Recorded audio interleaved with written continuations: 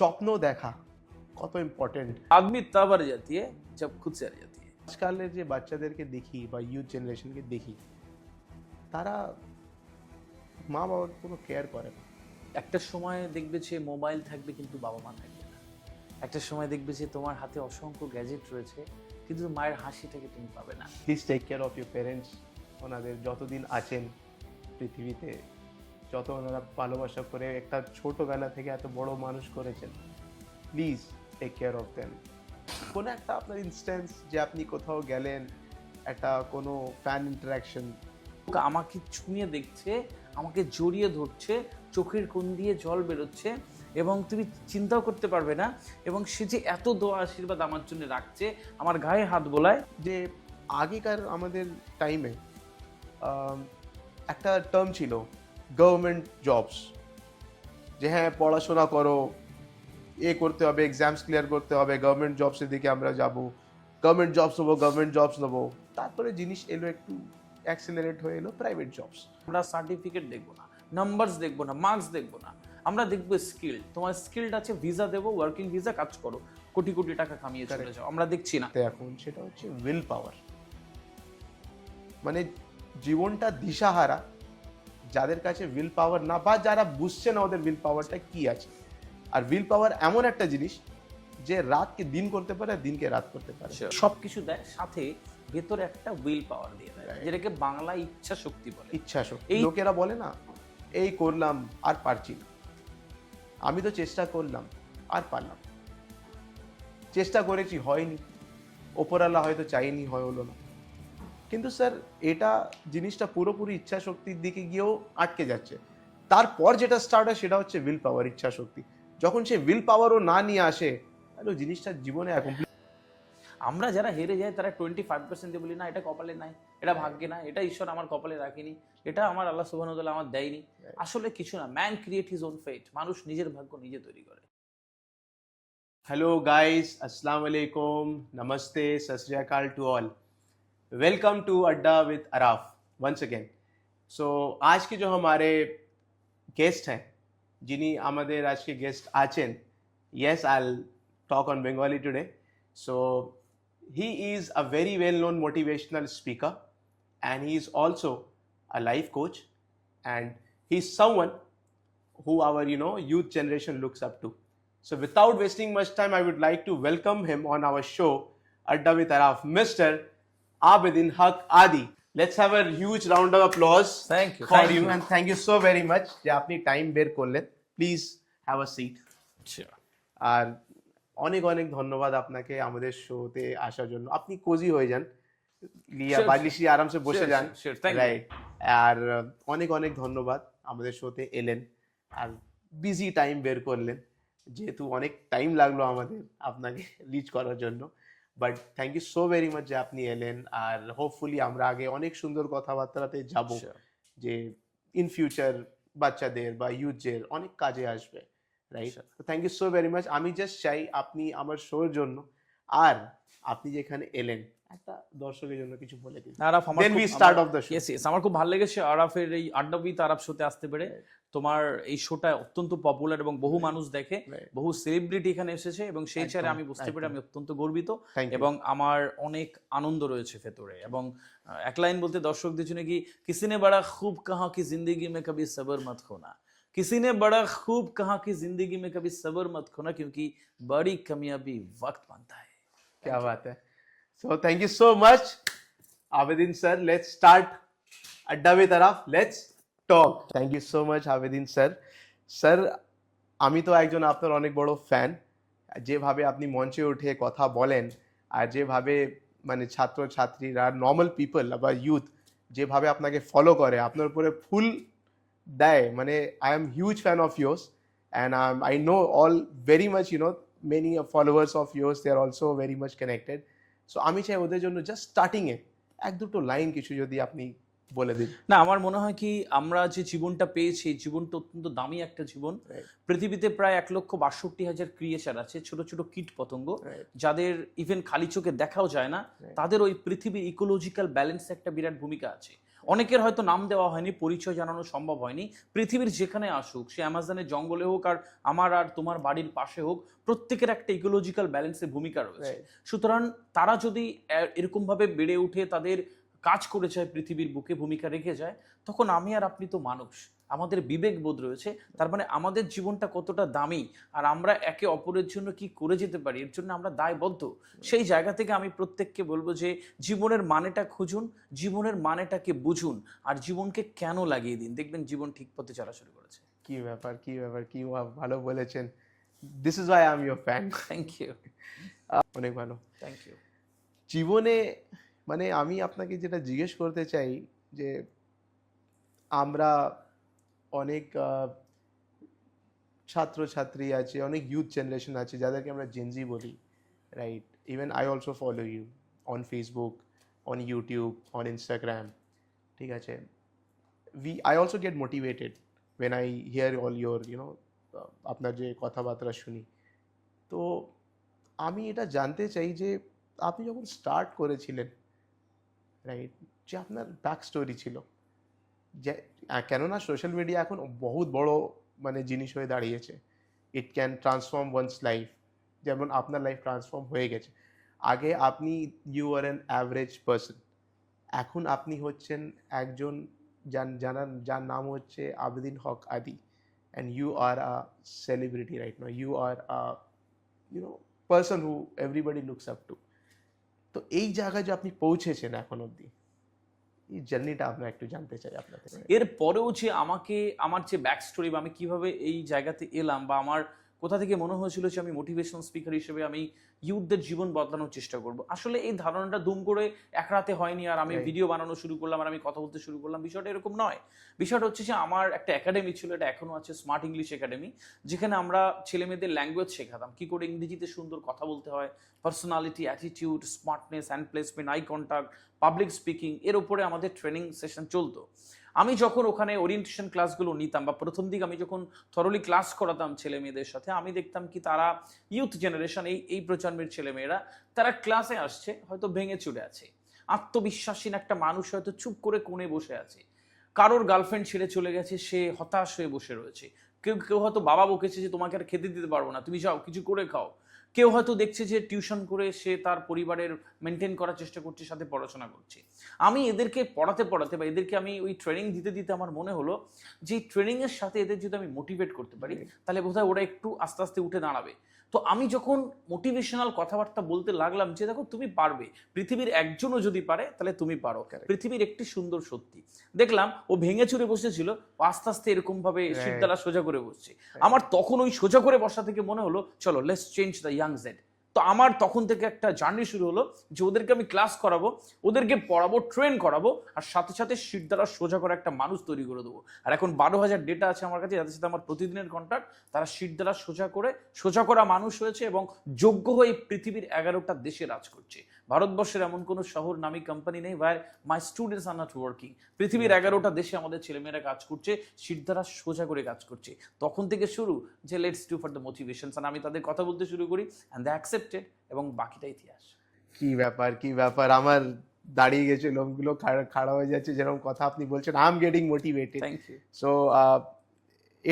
এটাই এক্স্যাক্টলি জানার ছিল। আর আপনার মানে আপনি যেখান থেকে স্টার্ট করেছেন, মানে যে আপনার এক্স্যাক্ট মানে স্টার্টিং কালের জার্নি ছিল, তো আপনার যে আপনি বড় হয়েছেন কোথায়, কোথায় আপনার পালন হয়েছে, কি রকম স্কুলে পড়লেন, আপনার how was your previous day? দেখো খুব ভেরি সিম্পল, আমার মনে হয় যেটা আমরা শুনেছি যে আপনি অনেক মিডল ক্লাস থেকে বিলং করেন, তো ওই জায়গা থেকে আপনি দাঁড়িয়ে আজকে একজন সেলিব্রিটি হিসাবে আপনি নিজের লাইফটা লিড করছেন। তো এই ট্রানজিশন যে হলো, তো এটা জাস্ট স্টার্টিংটা আমরা জানি। আমি সোনার চামচ রূপোর চামচ নিয়ে জন্মাইনি। আমি জন্মেছি এমন একটা পরিবারে যেখানে আমাদেরকে শেয়ার করানো শেখানো হয়েছে, ভাগ করানো শেখানো হয়েছে। আমি ওয়ান ক্যামেরা তোমাকে আজকে একটা কথা বলি আরাফ, মানে এগুলো আমি আমার ব্যক্তিগত কথা খুব একটা মঞ্চে বলি না, এমনি পডকাস্টেও খুব একটা বলিনি এর আগে। আমি এখনো মানে আমাকে যদি একটা আস্ত ডিম অমলেট দেওয়া হয়, তো ওই ওই পুরো ডিম অমলেটটা আস্ত খেতে আমার এখনো অসুবিধা হয়, আচ্ছা, কারণ আমার ছোটবেলা থেকে মা বলেছিল যে ভাগ করে খেতে হয়, Right. ভাইদের সাথে বোনের সাথে ভাগ করে খেতে হয়। তো এখনো যদি আমাকে দেওয়া হয় একটা আস্ত ডিম ফ্রাই করে বা ভেজে বা অমলেট করে, আমার মনে হয় যে এটা পুরোটা খাবো। আমি এরকম একটা ফ্যামিলি থেকে বিলং করা একটি ছেলে, আর আমার মনে হয় ওখান থেকে যদি একটা ছেলে পারে, তাহলে পৃথিবীর যে কেউ পারে। ওখান থেকে আমার শুরুয়াত। আমার মনে হয়েছিল যে পৃথিবী হারবো না, পৃথিবীতে হারার জন্য অনেক মানুষ আছে, আমি নই। তো কেউ বাহ। যদি একবার একবার ভেবে নেয় না পৃথিবীতে হারার জন্য অনেক মানুষ আছে, আমি না, সে জীবনে হারতে পারে না। তুমি আরাফ বোধহয় সুলতান সিনেমা দেখেছো, সালমান খানের, দেখেছো না? হ্যাঁ দেখেছি। সুলতান সিনেমাতে সালমান খান দেখবে যখন হচ্ছে বুড়ি হয়ে যাচ্ছে, মোটা হয়ে যাচ্ছে, বলছে আর তুমি নামতে পারবে না রিংয়ে, তখন ও পুরো স্টেডিয়ামে যখন ওকে সবাই মিলে ওকে নেতিবাচক কথা বলছে, ও ঘুরে দাঁড়িয়ে একটা কথা বলেছিল, আদমি তব হার জাতি হ্যায় জব খুদ সে হার জাতি হ্যায়। মানুষ হারে না, মানুষ তখন হারে যখন মানুষ ভেতর থেকে হেরে যায়। স্যার, একটা প্রশ্ন ছিল আমার, মানে আমি ভেতর থেকে আমিও জানতে চাই, Sure. কেন আমিও একজন অনেক পজিটিভ পার্সন, আমি নিজের পায়ে দাঁড়িয়েছি, নিজের ব্যবসা করেছি, এবার মানে আমিও খুব পজিটিভ জিনিস লাইফকে নিয়ে, তো জাস্ট ওই ইকুয়েশনটা বুঝতে চাই আপনার থেকে, ঠিক আছে? কথা হচ্ছে যে স্বপ্ন দেখা কত ইম্পর্টেন্ট আমার জন্য, আপনার জন্য, বা পুরো দর্শকের জন্য, বা পুরো ইউথের জন্য স্বপ্ন দেখাটা কত ইম্পর্টেন্ট? দেখো, স্বপ্ন, পৃথিবীতে যে স্বপ্ন দেখতে জানে না সে আসলে পৃথিবীর মূল্য বুঝতে জানে না। যে স্বপ্ন দেখতে জানে না সে পৃথিবীর বোঝা। যার স্বপ্ন নেই সে পৃথিবীতে কিছু করার জন্য উপযুক্ত নয়। তুমি কি যাই করো, তোমার তার আগে তোমাকে স্বপ্ন দেখতে হবে। Right. একটা কথা সুন্দর, আমি আমার প্রায় সব কনফারেন্সে বলি কি, তোমার স্বপ্নের আয়তন যত বড়, তোমার সাফল্যের আয়তন তত বেশি। তো তুমি যত বড় স্বপ্ন দেখতে পারবে, দেখো এক মুহূর্তে তুমি যদি ভেবে নাও না 824 কোটি মানুষ আর 195টা দেশের মানুষ আমি, দেখবে তোমার পৃথিবী বড় হয়ে যাচ্ছে। আমাদের বেশিরভাগ মানুষের পৃথিবী, শুনবে বলবো, দেখো আমাদের বেশিরভাগ মানুষের পৃথিবী হচ্ছে যে আমি, আমার বাড়ি, আমার আঙ্কেল আন্টিস, বাবা মা, tuition teacher, primary school, high school, college, আর অফিসের ওই কজন, 200 জন। আমাদের বেশিরভাগ মানুষের 200 জনের পৃথিবী, এর বাইরে আমরা খুব একটা বেরোতে পারি না, আমাদের পৃথিবীটা ছোট। যখনই তুমি একবার ভেবে নেবে যে এই পৃথিবী একটা বিরাট জায়গা, এই প্ল্যানেটটা আমার জন্য, এবং আমি পৃথিবীর যে কোনো দেশের মানচিত্রে অবস্থান করতে পারি এবং আমি লিড করতে পারি, দেখবে তোমার স্বপ্ন বড় হয়ে যাচ্ছে।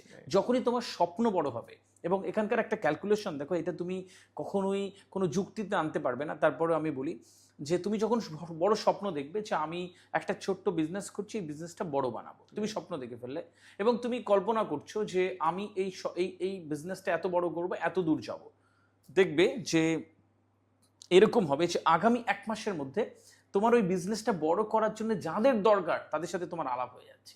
রাইট। তাদের সাথে তোমার কিভাবে আলাপ হচ্ছে এটা তুমি বুঝতে পারবে না। দেখবে তুমি যে ছোট্ট বিজনেস করতে 5 বছরের মধ্যে তোমার সাউথ কোরিয়ার সাথে এক্সপোর্ট ইম্পোর্ট হবে, 10 ইয়ার্সের মধ্যে চায়নার সাথে তোমার এক্সপোর্ট ইম্পোর্ট হবে। এরকম ব্যবসা দাঁড়িয়ে যাবে তোমার ওই স্বপ্নটার জন্য। আনটিল অ্যান্ড আনলেস তুমি স্বপ্ন দেখবে, তোমার জীবনটা একই জায়গায় থাকবে। শুয়ে শুয়ে মোবাইল স্ক্রল করে, ইউটিউব ভিডিওস দেখে, রিলস দেখে পার করে করে আর ভাবছো বড় জায়গায় যাবে, ওরকমভাবে হয় না। জীবনটা এত সহজ নয়। জীবনটাকে সহজ, যখন জীবনটাকে স্বপ্ন দেখবে, প্ল্যান করবে, তখন প্ল্যান অনুযায়ী। মানে বলা আছে না যে কিছু যদি তুমি ম্যানিফেস্ট করো, যদি মাথায় ভেবে নাও যে এরকম তুমি চাও মন থেকে, হৃদয় থেকে, তাহলে জিনিসগুলো নিজে নিজে হওয়া স্টার্ট হয়ে যায়। তুমি জানবে কি আরাফ, RAW বলে একটা ফ্যাক্টর আছে ব্রেনে। ওকে। এই ফ্যাক্টরটা হচ্ছে তুমি যা চিন্তা করবে, এই মস্তিষ্ককে তুমি যা কমেন্ট দেবে, রাইট। ও তাই করতে থাকে। Okay. তুমি ভেবে নাও যে আজকে তুমি রাতে ভাবছো যে আচ্ছা একটা বাইক কিনবো, আমার মানে এই বাইকটা নষ্ট হয়ে গেছে, একটা বাইক কিনবো। কালকে সকাল থেকে তুমি যখনই বাইরে বেরোবে, তোমার সব বাইকের দিকে নজর যাবে। Right. কোনটার কালার ভালো, কোনটার মাইলেজ ভালো, কোনটার লুক সুন্দর, কোনটার দাম, তুমি যাবে কয়েকটা শোরুমে, আনটিল না আনলেস তুমি যতক্ষণ না কিনবে তোমার মস্তিষ্ক ওইদিকে নিয়ে যাবে। রাইট। তারপরে তুমি কমান্ড দিয়ে দিয়েছো বাইক কিনবে, ঠিক সেরকম তুমি বলো না জীবনটাকে বানাবো, তুমি বলো না জীবনটাকে শ্রেষ্ঠ তৈরি করবো, তুমি বলো না এই 10 জনের একজন হবো, ও তোমাকে আস্তে আস্তে আস্তে আস্তে আস্তে ওইদিকে নিয়ে যাবে। বাহ বাহ বাহ। এই কথায় একটা কথা আমার মনে পড়লো যে এখনকার যে যুবকরা আছে, মানে যে বাবা মাকে বেশি সময় দেয় না, বা বাবা মা প্রতি সেই প্রেম রাখে না, ভালোবাসা রাখে না, সেই রেসপেক্ট রাখে না, আমি একজন যে পুরোপুরি অ্যাগেনস্ট। আর আমি জানি যে বাবা মা হচ্ছে পুরো দুনিয়া, কিন্তু আজকালের যে বাচ্চাদেরকে দেখি বা ইউথ জেনারেশনকে দেখি, তারা মা বাবাকে কোনো কেয়ার করে না, কোনো ভালোবাসা নেই। তো আবেদিন ভাই অনেক কষ্ট হয়। মা বাবার দুনিয়াই হচ্ছে বাচ্চারা, আর যখন ওটা হারিয়ে ফেলে মা বাবারা, আর বাচ্চারা সেইটা যদি রিটার্ন না দিতে পারে বা না দেয় ইন্টেনশনালি, খুব কষ্টকর। মানে আমি খুব চেষ্টা করি ওটা বোঝানোর জন্য, কিন্তু পসিবল না।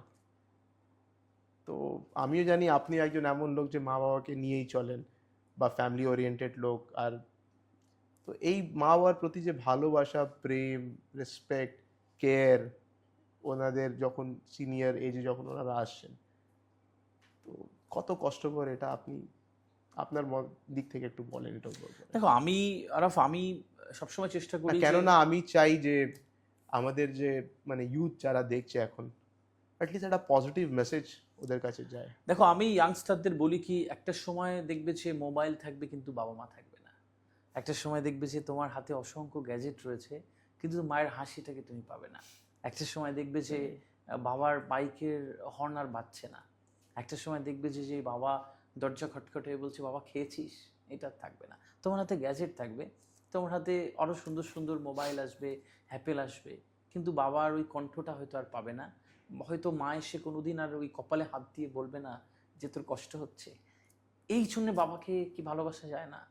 সব তো থাকবে। আমি ইয়াংস্টারদের বলি যে বাবা মাকে ভালোবাসা। আমি আমার সব কনফারেন্সে বলে আসি যে যে পৃথিবীতে যেই ছেলে ভালো করে দাঁড়াতে পারেনি, স্ট্যাবলিশ হয়নি, ব্যবসাতে লস খেয়েছে, চাকরি পায়নি, কিন্তু বাবা মাকে দেখেছে, ওই ছেলে মেয়ে জীবনে অসফল হয় না, ওই ছেলে মেয়ে জীবনে খারাপ থাকে না। যে বাবা মাকে দেখেছে, যে বাবা মাকে ভালোবেসেছে, বাবা মার দোয়া আশীর্বাদ পেয়েছে, ওই ছেলে মেয়ে পৃথিবীতে কখনো খারাপ থাকে না। তোমাকে একটা ছোট্ট গল্প বলবো, শুনবে? বলেন। ইয়াংস্টারদের জন্য একজন একজন 40-45 বছরের একটি লোক, তার অনেক টাকা পয়সা করেছে ব্যবসা করে।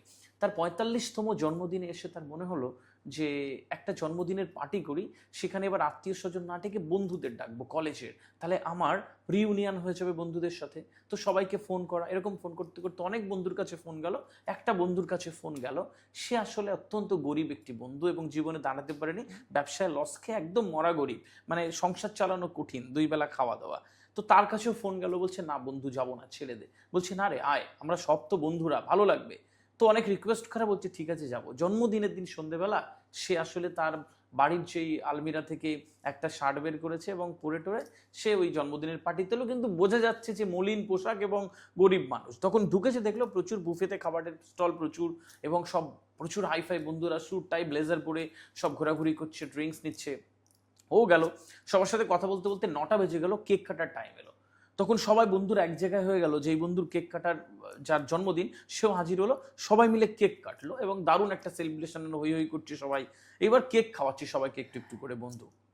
হঠাৎ করে কেক খাওয়ানোর ওই মাঝখানে সে দেখলো যে তার আঙুলের এই আঙুলে যে সোনার আংটি ছিল সে আংটিটা নেই। যখনই ও বললো যে আমার আংটি কই, তখন পুরো জন্মদিনের পার্টিতে একটা একটা বিমর্ষ একটা ভাব চলে এলো। কে নিয়েছে আংটি, সবাই সবার দিকে তাকাচ্ছে এবং খারাপ লাগছে অনেকেরই। তো এর মধ্যে কি হলো, কিছু উৎসাহী বন্ধু থাকে, ওই যে শোন না, এখান থেকে কেউ বলি না আংটি পাওয়া যাবে, তুই দাঁড়া সবার পকেট চেক করবো। তো ও বলছে, বন্ধু বলছে না ছেড়ে দে না আংটি, তো বলছে না সবার পকেট চেক করবো। তো সবার একজনের কাছে যা বলে, দেখো আমার কাছে আংটি নেই, দেখো ওর কাছে যায়, দেখো আমার কাছে আংটি নেই, দেখো। এরকম ভাবে অনেকের কাছে যাওয়ার পরে যখন ওই গরিব বন্ধুটার কাছে গেল, তখন বলছি দেখি তোমার পকেট চেক করি। ও পকেটে এরকম হাত চেপে বলছে না, আমি আমার পকেট চেক করতে দেবো না। তো আবার বলছে দাও তোমার পকেট চেক করবে, না আমি আমার পকেট চেক করতে দেবো না, প্লিজ আপনি জোর করবেন না। এরকম বলার পরে সবাই বুঝে গেল আংটি কে নিয়েছে। আংটি কে নিয়েছে সবাই, এবং যাচ্ছে তাই গরিব মানুষ, মানে তাকে গালাগালি, যাচ্ছে তাই অপমান করার পরে মোটামুটি খেয়ে দে যেমন হয় আর কি, সবাই বাড়ি চলে গেল। 11টা 11:30 বাজে, যার জন্মদিনের বন্ধু সে এবার ঘরে ঢুকলো।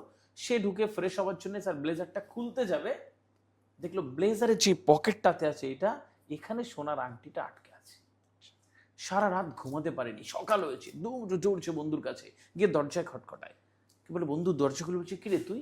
বলছে সোনা রাগ করেছিস? বলছে কেন? বলছে এই যে তোকে সবাই আমরা চোর বললাম, তোকে সবাই এত অপমান করলাম, তুই রাগ করেছিস? তো বলছে না রে ছেড়ে দে। বলছে বললি না কেন? বলছে বললি না কেন, তুই তো আংটি নিস না তো, দেখ আংটি আমার এখানে ছিলেই তো আমার আংটি। লোকটার চোখের কোণে জল, দরজা খুলে দিয়েছে পুরোটা। বলছে দেখ, দরজা খুলে দেখলো যে একটি একটি মলিন খাটে তার 12-13 বছরের সন্তান শুয়ে আছে। বলে জানিস, ও ওর প্রচণ্ড শরীর খারাপ, ও উঠতে পারে না, আমি ভালো ডাক্তার দেখাতে পারিনি, ও এত দুর্বল, কিছু খেতে পারে না। জানিস, যখন সবচেয়ে সুন্দর জামাটা পরছিলাম না, তখন বেরোচ্ছি পাশ দিয়ে, ওরা আমার হাতটা ধরে বলে, বাবা আমার জন্য তো একটু মিষ্টি এনে দেবে। বলে, জানিস পয়সা নেই। তোর তোর জন্মদিনের পার্টিতে যখন ঢুকেছি, দেখি কত খাবার, দুটো মিষ্টি আমি কাগজে মুড়ে আমি আমার পকেটে নিয়ে গেছিলাম। জানিস, তোরা যদি চেক করতিস তাহলে আমি ধরা পড়ে যেতাম মিষ্টি চুরি করেছি, তাই দিতে দিইনি। আরাফ, বাবা কি বুঝতে পেরেছ? দিল কলিজা খুলে বাবা ভালোবাসে, মা ভালোবাসে। বাবাকে যদি বলো যে পৃথিবী একদিকে আর তার সন্তান একদিকে, ও পৃথিবী চায় না, চোখ বন্ধ করে বলে আমি আমার সন্তানকে চাই, তাকে ভালো রাখবে না, তার ভালোর জন্য একটু এগোবে না, তাহলে জীবনটার কি থাকে?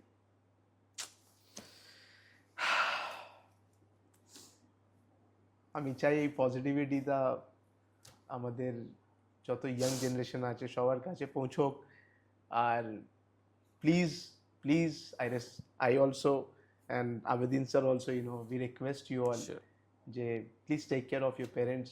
ওনাদের যতদিন আছেন পৃথিবীতে, যত ওনারা ভালোবাসা করে একটা ছোটোবেলা থেকে এত বড় মানুষ করেছেন, please take care of them till the time they are hair.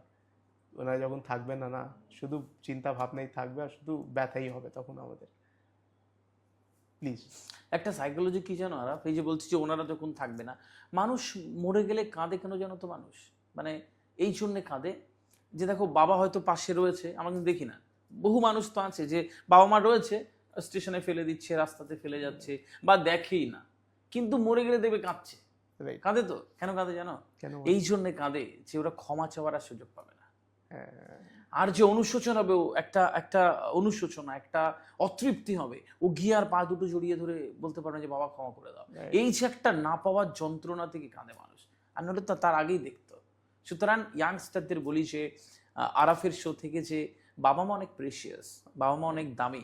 পৃথিবীতে সৃষ্টিকর্তার পরে, আল্লাহ সুবহানাহু ওয়া তাআলার পরে যদি কেউ সবচেয়ে তার সন্তানকে দোয়া দিতে পারে, সেটা বাবা মা। আশীর্বাদ দিতে পারে, সেটা বাবা মা পারে। সুতরাং বাবা মা সোনার খনি, সোনার খনি। বাবা মাকে যত ভালোবাসবে, যত দোয়া পাবে, যত আশীর্বাদ পাবে, জীবনের উত্তরণের পথ তত বড় হয়। রাইট রাইট, এটা একদম সঠিক সঠিক। মানে আমি এখন অবধি এমন কেউ মানুষকে দেখিনি যে মা আর বাবাকে ভালোবেসেছে আর জীবনে সে সফল না। ঠিক, একদম। সে ঠিক দেড় সবার হয়েছে, কিন্তু ঠিক চলে গেছে, সুকুন নিয়ে বেঁচে গেছে, ওর সাথে ওপর আল্লাহ আছে। ঠিক ঠিক। স্যার, আমি একটা কোনো মানে অনেকক্ষণ আমাদের হয়ে গেল এই মানে টপিক নিয়ে, আমরা ইমোশনাল অনেকটাই হয়ে গেলাম। আমি একটু ফান জিনিস চাই এখন। মানে ধরে নিন কোনো একটা আপনার ইনস্ট্যান্স যে আপনি কোথাও গেলেন, একটা কোনো ফ্যান ইন্টারাকশন যে আপনার অনেক ফানি লাগলো বা অনেক অচম্ব লাগলো যে এটা কি করে ফেললো বা এটা কি হয়ে গেল আমার সাথে, বা আপনাকে সঙ্গে সঙ্গে এটাও ফিল হলো যে হ্যাঁ আজ আমি কিছু করতে পেরেছি। যে লোকেদের যা প্রেম, মানে সেটা তো প্রেমেই করে না ওনারা, তো এমন একটা কোন ইনস্ট্যান্স আপনি শেয়ার করেন আমাদের। এটা একদম দুদিন আগে, মানে তোমার যে পডকাস্ট হচ্ছে এটা দুদিন আগে আমি আল হিলাল মিশন বলে একটি জায়গাতে আমি অ্যাজ আ চিফ স্পিকার হিসেবে কথা বলতে গিয়েছিলাম। তো আমি 1 ঘন্টা কথা বললাম মঞ্চে। তো অনেক বয়স্ক মানুষ ছিল আর কি, মানে এজেড পিপল ছিল। তো আমি মঞ্চে কথা বলবার পরে আমার সাথে কিছু ছবি তুলতে এলো কিছু মানুষজন আর কি। তো আমি কিছু গেস্টদের সাথে বাইরে দাঁড়িয়ে কথা বলছি, ছবি তুলছি, এরকম হচ্ছে। একজন বয়স্ক লোক, 80 বছর 81 বছর বয়স, উনি ওই যে আমরা 3-4 জন দাঁড়িয়ে গল্প করছি, উনি এসে একজনকে বলছে, আচ্ছা এই 1 ঘন্টা আগে একটি ছেলে কথা বলল, আমি একদম পেছনে বসে থাকার কারণে আমি ভালো করে দেখতে পাইনি ছেলেটাকে, ওই ছেলেটার সাথে কি একটু কথা বলা যায়, মানে কোথায় আছে বা উনি কি চলে গেছেন, বা ওনার সাথে আমি একটু কথা বলবো। তো আমি আমার পাশে এসে জিজ্ঞেস করছি, মানে আমরা দাঁড়িয়ে আছি, আমার পাশে এটা দিয়ে জিজ্ঞেস করছি।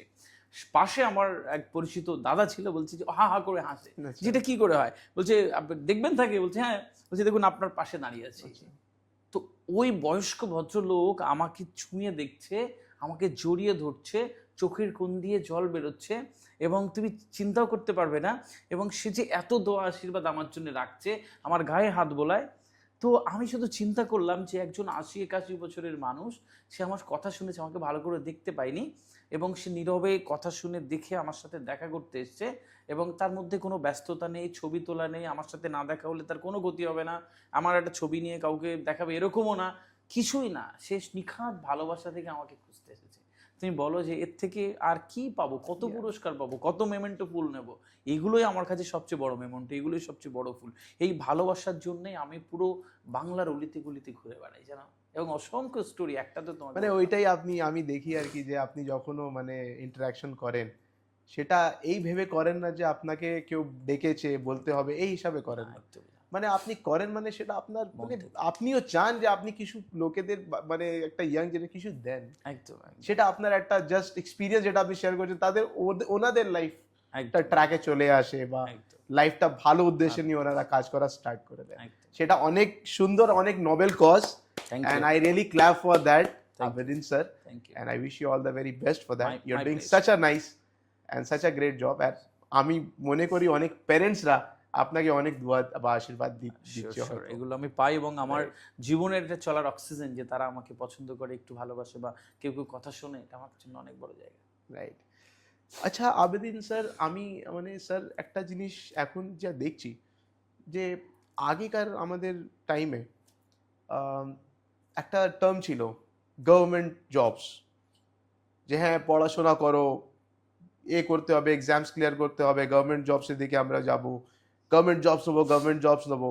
তারপরে জিনিস এলো একটু অ্যাক্সেলারেট হয়ে এলো প্রাইভেট জবস, প্রাইভেট সেক্টরে, কি হ্যাঁ এমবিএ করো, এ করো, এমবিএ করো, ডিপ্লোমা করো বা পোস্ট গ্রাজুয়েটস করো, will go for this, you know, তুমি মাল্টি এমএনসিতে ঢোকো, এটা।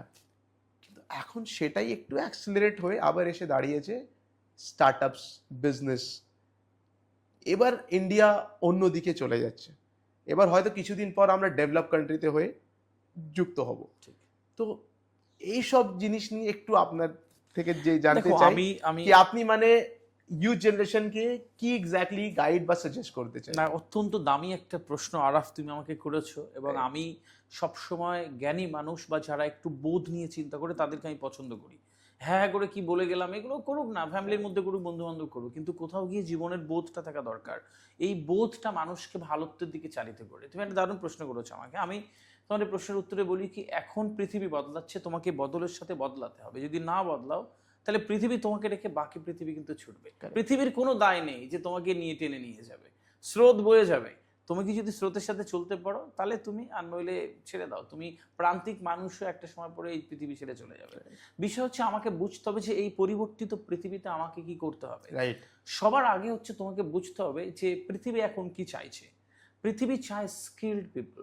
কারেক্ট। পৃথিবীর সবচেয়ে বড় 17টা কোম্পানি তারা একটা ঘোষণা দিয়েছে যে আমরা সার্টিফিকেট দেখবো না, নাম্বারস দেখবো না, মার্কস দেখবো না, আমরা দেখবো স্কিল। তোমার স্কিলড আছে, ভিসা দেবো, ওয়ার্কিং ভিসা, কাজ করো, কোটি কোটি টাকা কামিয়ে চলে যাও, আমরা দেখছি না। তো স্কিলড হতে হবে। আমরা আসলে ভারতীয় উপমহাদেশের মানুষজন এই জায়গাটায় গুলিয়ে ফেলি যে শিক্ষা আর আর চাকরি, এই দুটোর মধ্যে আমরা পরিপূরক করে ফেলি। আর শিক্ষা কখনো চাকরি দেয় না, শিক্ষা কখনো চাকরি দেয় না। শিক্ষা কি করে তাহলে? শিক্ষা সুসভ্য নাগরিক তৈরি করে, সভ্যতার ইতিবাচক বিবর্তনে শিক্ষা একটা দারুণ ভূমিকা রাখে। একটি দেশের মানচিত্রকে উজ্জ্বল করতে শিক্ষা কাজে লাগে। শিক্ষা একটা সুন্দর সমাজ গড়ার কারিগর হিসেবে তৈরি থাকে, এবং এর কাজে এটা। শিক্ষা চাকরি দেয় না। তুমি তাহলে বলবে যে আবেদিন স্যার, তাহলে চাকরি কে দেয়? চাকরি দেয় হচ্ছে স্কিল, দক্ষতা। শিক্ষার সাথে যখন স্কিল থাকবে তখন গিয়ে সে চাকরি পাবে। ভাবো তুমি সুন্দর ড্রাইভিং করতে পারো, তাহলে তোমার স্কিল, দক্ষতা, তুমি ড্রাইভিং পারো, ড্রাইভিং অ্যাসোসিয়েশন তোমার ডেকে নেবে। তুমি ভালো চুল কাটো, আমার অনেক পরিচিত এরকম আছে কি প্লেনের টিকিট দেয়, চায় শুধু চুল কেটে আসে, 1-2 লাখ টাকা টাকা দেয়, আবার চলে আসে এখানে। তো তুমি ভালো চুল কাটতে পারো, এটা তোমার দক্ষতা। তুমি এত সুন্দর ঝাড়ু দেবে না, তুমি তোমার মতন করে আর পৃথিবীর কেউ ঝাড়ু দিতে পারবে না, তোমাকে সরানোর ক্ষমতা কারো নেই। তুমি যে কাজটা করছো ওই কাজটা এত দক্ষভাবে করো যে পৃথিবী বুক চিরে তোমার জায়গা করে দেবে। পৃথিবীর একটি যোগ্য মানুষ কিনা আমাকে দেখাতে পারবে না সে যোগ্য অথচ বসে আছে। আমরা কিছু কপাল পোড়া মানুষ সকালবেলা চা খেতে খেতে ভাগ্যের দোষ দিই আর রাষ্ট্রকে গালি দিই, চাকরি নাই চাকরি নাই। যারা জানে, যারা বোঝে, তারা খোঁজে আর তারা পায়। সুতরাং তোমাকে বুঝতে হবে যে আমারকে বুঝতে হবে যে পৃথিবী, পরিবর্তিত পৃথিবী কি চায়। আচ্ছা স্যার, মানে এটা অনেক আমার মনে হয় এই বিষয়টা নিয়ে বেশি কথা হয় না, আর এই বিষয়টা সব কথাও বলতে পারবে না, আর সবার জন্যও না, কিন্তু আমি এটা চাই, আমি জানি যে এটা অনেকটাই ইম্পর্টেন্ট, আর এটা আমাদের ইয়াংস্টার্স বুঝুক, ক্যাপাবিলিটিটা বুঝুক। আমি যে বিষয়ের জন্য কথা বলতে চাই যে আপনার সাথে এখন, সেটা হচ্ছে উইল পাওয়ার। মানে জীবনটা দিশাহারা, যাদের কাছে উইল পাওয়ার না, বা যারা বুঝছে না ওদের উইল পাওয়ারটা কি আছে।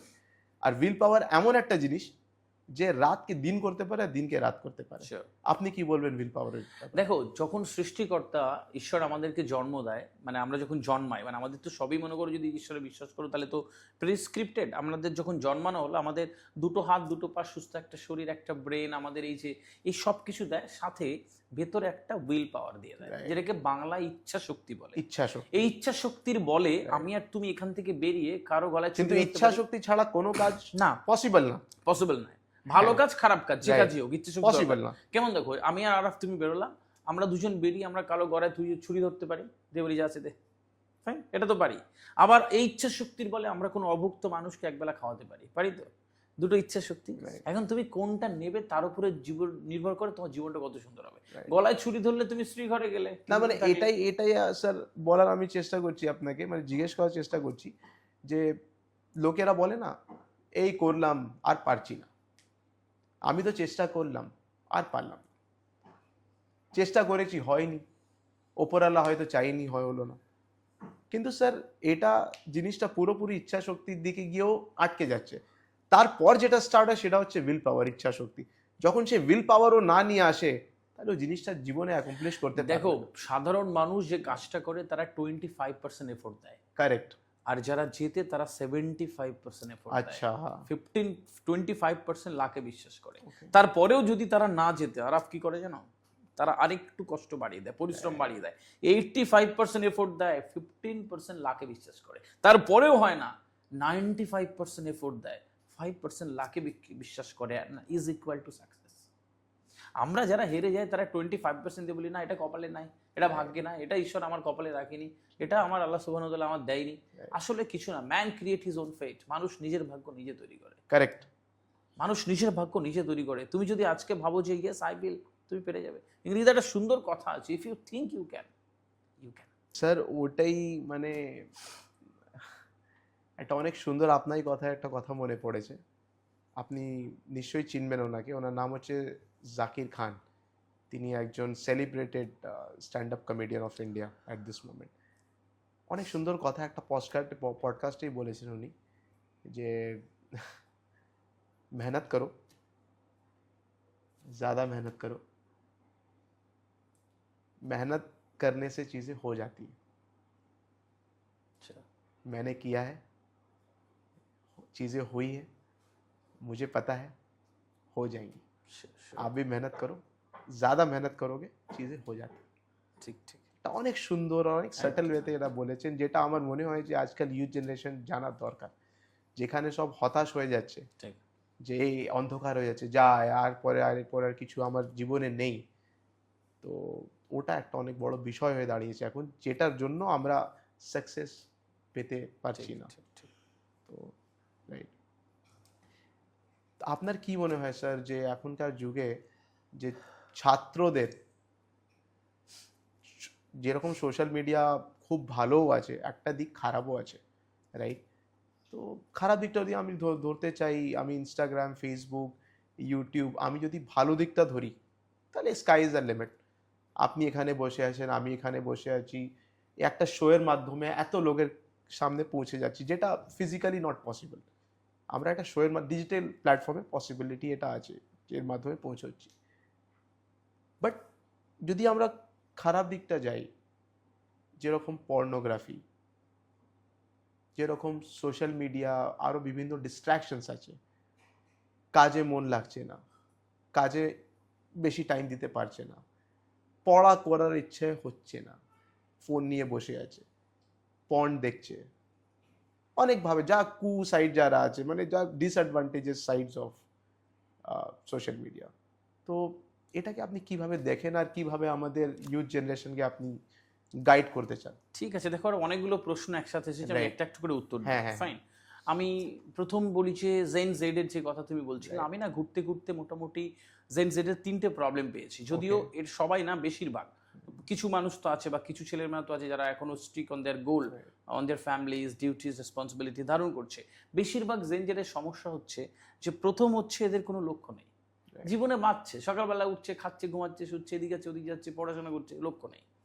লক্ষ্যে কোথায় যাবে সে জানে না, সে এমনি করছে, হুদাই করে সব, খাচ্ছে, ঘুমাচ্ছে, আবার সকালবেলা উঠছে, এদিক ওদিক করছে, লক্ষ্যহীন ভাবে একটা প্রজন্ম একটু একটু করে এগোচ্ছে যারা গন্তব্য চেনে না। এটা একটা বড় সমস্যা। 2 নম্বর হচ্ছে যে এই প্রজন্মের প্রায় বেশিরভাগ ছেলে মেয়েরা ইম্যাচিউর রিলেশনশিপে আবদ্ধ, প্রেম ভালোবাসা করতেই হবে। এখন তুমি দেখো এই জেন জেড এর গার্লফ্রেন্ডের সীমা নেই, বয়ফ্রেন্ডের সীমা নেই, এদের ভালোবাসতে হবে, এদের বয়সও নেই না ওইটাই তো বিষয়। এখন তুমি দেখবে যে 16-15 বছর, 16 বছর দিয়ে একটা একদম, তুমি ভাববে যে একটা ছেলে আর একজনকে যে কিরে তো গার্লফ্রেন্ড আছে, না তারা ও যেন জাতে ওঠা যায় না গার্লফ্রেন্ড না থাকলে। হ্যাঁ, তো বয়ফ্রেন্ড আছে না, বয়ফ্রেন্ড নেই, আরে কি করে বেঁচে আছিস? এই যে একটা টেন্ডেন্সি, এই যে একটা ওদের ধারণা যে ভালোবাসতে হয়, প্রেম করতে হয়, ছোট থেকে এইগুলো চারিদিক থেকে দেখে টেকে না ওরা আসলে এর মধ্যে ঢুকে গেছে। এগুলো ইম্যাচিউর রিলেশনশিপ। এই ইম্যাচিউর রিলেশনশিপ গুলো কিন্তু খুব একটা পরিণতি পায় না, মাঝখান থেকে জীবনটা নষ্ট করে যায়। যখন এটা ওদেরকে জানাতে হবে, আমাদের ভারতীয় উপমহাদেশের শিক্ষা ব্যবস্থায় এই নৈতিক শিক্ষা, মোরাল এডুকেশন গুলো নেই। এইগুলো নেই বলে আমাদের সমস্যা। আমরা শুধু পড়ো পড়ো, সকালে পড়ো, বিকেলে পড়ো, দুপুরে পড়ো, রাতে পড়ো, একটু উঠে আবার পড়ো, সকালবেলা পড়ো, সারাক্ষণ পড়ো পড়ো বলতে আমরা, কিন্তু আমরা বাচ্চাদের মনের খিদেটাকে খুব একটা জানতে চাই না। তো ওরা না এরকম একটা ভালোবাসার মধ্যে, একটা ইম্যাচিওর ভালোবাসার মধ্যে ওরা আবদ্ধ, এখান থেকে ওদের বেরোতে হবে। 3 নম্বর যে প্রবলেমটা হচ্ছে যে সন্ধে হওয়ার পরেই এই গ্যাজেট, মোবাইল, এই অন্ধকার সাম্রাজ্যের মধ্যে ঢুকে যাওয়া। তোমাকে একটা ছোট্ট ইনফরমেশন দিয়ে রাখি, সাথে যারা এই পডকাস্টটি দেখবেন আগামীতে তাদের জন্য আমি একটা বলে রাখি যে 4 থেকে 14 বছরের ছেলে মেয়েরা যদি 40 মিনিটের বেশি মোবাইল দেখে তাহলে তাদের কল্পনা শক্তি কমে যায়, সামাজিক যে সমস্যা মোকাবিলা করার ক্ষমতা কমে যায়, তারা বিব্রতকর অবস্থায় থাকে সবসময়, বিরক্তি, কথা বললেই তাদের মানে মন টন একরকম হয়ে যায়। মনে করো যে 1 ঘন্টা, এখন তো মনে করো 15 সেকেন্ড রিল, তারপরেও এখনকার ছেলেমেয়েরা দেখবে 5 সেকেন্ড 7 সেকেন্ড থেকে ঠেলে দিচ্ছে। এই বুড়ো আঙুলের এমন কেরামতি ব্যথা হয় না, এ ঠেললে চলবে। একটা গবেষণা জানায় কি একটা মানুষ, অ্যাভারেজ মানুষ সারাদিনে প্রায় 7 মাইল তাদের সোশ্যাল মিডিয়া ভিডিও স্ক্রল করে। 7 মাইল হাঁটলে যতটা যাওয়া যায় ততটা ঠিক ভিডিও স্ক্রল করছে। এবার মস্তিষ্কের কিভাবে 12টা বাচ্চা তুমি বুঝতে পারছো। তো বাচ্চারা বিশেষ করে 4 থেকে 14 বছরে 40 মিনিটের বেশি মোবাইল দেখা যাবে না, কি দেখবে গাইডলাইন দিতে হবে। বড়দের ক্ষেত্রে যারা কলেজ ইউনিভার্সিটিতে পড়ে বা জেন জেড, বলা হয় 1 ঘন্টার অশ্লীল ভিডিও দেখলে, 1 ঘন্টার অশ্লীল ভিডিও দেখলে, পর্নোগ্রাফি দেখলে মস্তিষ্কের যে পরিমাণ ক্ষতি হয় এটা চিন্তাই করা যায় না। আগামী 1 মাস মস্তিষ্ক কোনো সিদ্ধান্ত নিতে পারে না। এখানে প্রি ফ্রন্টাল কর্টেজ আছে মস্তিষ্কে, সেখানে গ্রে ম্যাটার আছে। এই গ্রে ম্যাটার আমাদের উদ্যমী হওয়ার শক্তি দেয়, অনুপ্রেরণা দেয়, মোটিভেট করে, এগিয়ে চলার একটা পাম্প দেয়, ও কাজ করা বন্ধ করে দেয়। আচ্ছা, তো আগামী 1 মাস ও স্থিমিত থাকে, আগামী 1 মাস ও সিদ্ধান্ত নিতে পারে না, ওর মধ্যে ওই ক্রাইটেরিয়া গুলো আসে না। তুমি বুঝতে পারছো যে এখনকার যারা এর মধ্যে যাচ্ছে মানে তারা কি ক্ষতি করছে নিজেদের। সুতরাং এই জায়গাগুলোতে জেন জেড এর মোটামুটি 3টে প্রধান সমস্যা আমি পেয়েছি। তবে আসার কথা হচ্ছে এইটা যে প্রচুর ছেলেমেয়েরা এখান থেকে ব্যাক করছে, এসে বলে যে স্যার সরি, আমি রিলেশনশিপ থেকে সরে এসেছি, স্যার আমি ওইগুলো থেকে সরে এসেছি, স্যার মোবাইল তো রাতে আর দেখি না, স্যার বাবার জন্য বাঁচবো, মায়ের জন্য বাঁচবো। ভালো লাগে যে এখনো এত খারাপের মধ্যেও আশারা জ্বলছে এবং একটা ভালো পরিমাণ স্টুডেন্টসরা, জেন জেডরা তাদের মূল পথে ফিরছে। এর থেকে ভালো আর কি হতে পারে বলো? নিশ্চয়ই নিশ্চয়ই।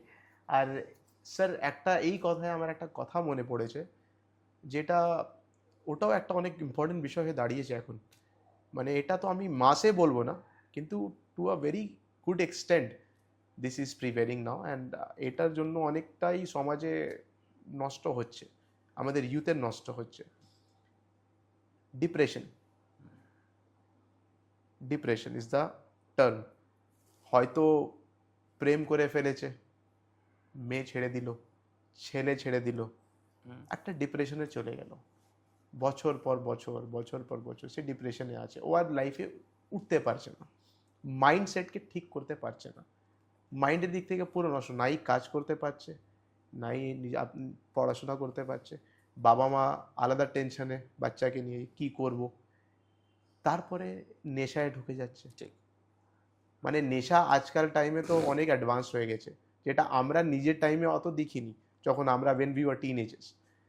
এখন তো নেশা মানে মানে কি ধরনের চলছে আপনিও জানেন। নেশায় যুক্ত হয়ে যাচ্ছে, তারপর ওদেরকে পাঠানো হচ্ছে রিহ্যাবে। আর যখন ওখান থেকে ফিরছে, আর ও সেই মানুষ থাকছেও না, ঠিক। আর লাইফটা নষ্ট পুরোপুরি। তো আমি চাই আমাদের ইউথ জেনারেশনকে আপনি এটার ওপরে একটা প্রপার গাইডলাইন বা একটা দিশা দেন, যে অ্যাটলিস্ট এই সব ডিপ্রেশন টার্মকে ইউজ করে এই সব যে মানে উল্টো পাল্টা জিনিসে যে যুক্ত হচ্ছে, সেসব না হয়ে অ্যাটলিস্ট লাইফটাকে ঠিকভাবে নিয়ে চলুক, আর নিজের জন্য ভাবুক অ্যাটলিস্ট। একটু বলেন। দেখো, একটি সমীক্ষা জানায় কিছুদিন আগের যে ভারতবর্ষে এই মুহূর্তে 3.7 মিলিয়ন মানুষ প্রতিদিন রাতে ডিপ্রেশনের পিল খেয়ে ঘুমাতে যায়, ঘুমাতে পারে না তারা। তারা প্রতিদিন রাতে ওষুধ খেয়ে তারপরে ঘুমাতে চায়। আমার অফিসে কাউন্সিলিং একটি মেয়ে এসেছিল, এসে আমাকে বলছে, স্যার একটু তাড়াতাড়ি আমার সাথে কথা বলবেন। তো আমি বললাম, কেন? আমার ক্লায়েন্ট আছে। বলছে, স্যার একটু কথা বলবো প্লিজ। তা আমি জোরাজুরি করতে পারলাম যে আসো, কি অবস্থা? বলছে, স্যার আমি এখন একটা ওষুধ খাই, যে ওষুধটা খেলে চোখ দিয়ে জল বেরোয় না, কান্না পায় কিন্তু চোখ দিয়ে জল বেরোয় না, সামনের মানুষটা বুঝতে পারে না। আমি এভাবে আমার লাইফটাকে লিড করছি। মানে তুমি বুঝতে পারছো কোন জায়গাটাতে গেলে একটা একটা মেয়ে বা এই প্রজন্মের একটা ছেলে তারা এরকম ভাবনা চিন্তা করতে পারে যে আমি পিল নেব, লোকে যেন বুঝতে না পারে যে আমার চোখ দিয়ে জল বেরোচ্ছে। সে আসলে ভেতরে ভেতরে প্রতিদিন দুমড়ে মুচড়ে শেষ হয়ে যাচ্ছে। মূলত ডিপ্রেশনটা আসে কোথা থেকে জানো তো? হাই এক্সপেকটেশন আর একদম এক্সপেকটেশন না থাকা। এই মূলত এই জায়গাগুলো থেকে ডিপ্রেশন আসে। এখন একটা মানুষ বা একটা ছেলে বা একটা মেয়ে বা এই প্রজন্মের কোনো একজন প্রতিনিধি যখন বুঝবে যে আমার একটা এক্সাক্ট স্বপ্ন আছে, আমার অকাত বা Right. ক্ষমতা এই, আমি Right. এত দূর যেতে পারি, Right. দেখবে পৌঁছে যাচ্ছে। মূলত হচ্ছে কোনো স্বপ্ন নেই। এখন যখন স্বপ্ন না থাকবে সাজানো, তখন দেখবে তোমার আগামী দিনটাও সাজানো আসতে পারে না। আরাফ, তোমাকে একটা খুব সাইকোলজিক্যাল একটা কথা বলি, তুমি আজকে বাড়ি গিয়ে ট্রাই করবে। তুমি বাড়িতে গিয়ে তুমি যে বেডরুমে থাকো, বেডরুমটাকে সুন্দর করে গোছাবে, গিয়ে ওয়াশরুম থেকে ফিরে এসে ফ্রেশ হয়ে বসবে, দেখবে তোমার ভালো লাগছে, 5 মিনিট বেশি জেগে থাকতে ইচ্ছে হচ্ছে, ওটা ফুরফুরে লাগছে তোমার।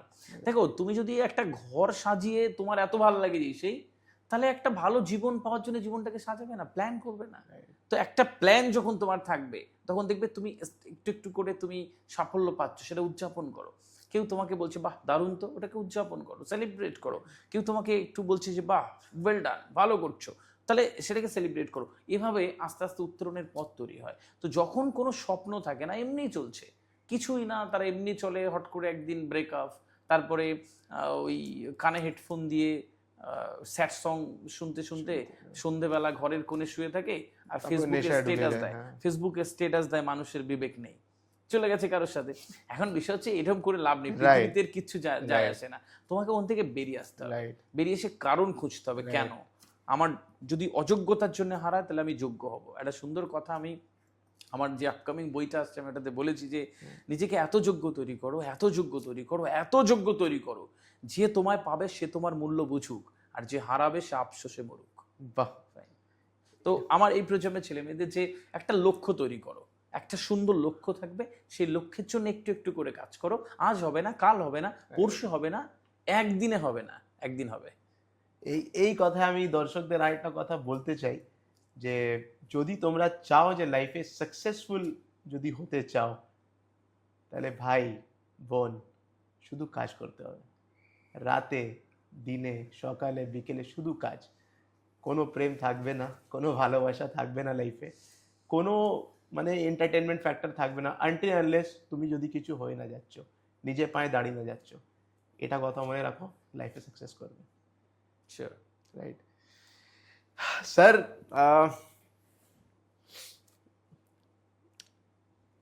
একটা জিনিস আছে, শুধু বাচ্চাদের বা ইউথ জেনারেশনকেও ব্লেম করা ঠিক না, বাবা মাদেরও মানে কমপ্লেন্টস আছে যে টাইম দিচ্ছে না বাচ্চাদের, যে ঠিকভাবে প্যারেন্টিং করছে না, আর এর রেজাল্টে বাচ্চারাও অন্য অন্য রাস্তা ধরে নিচ্ছে।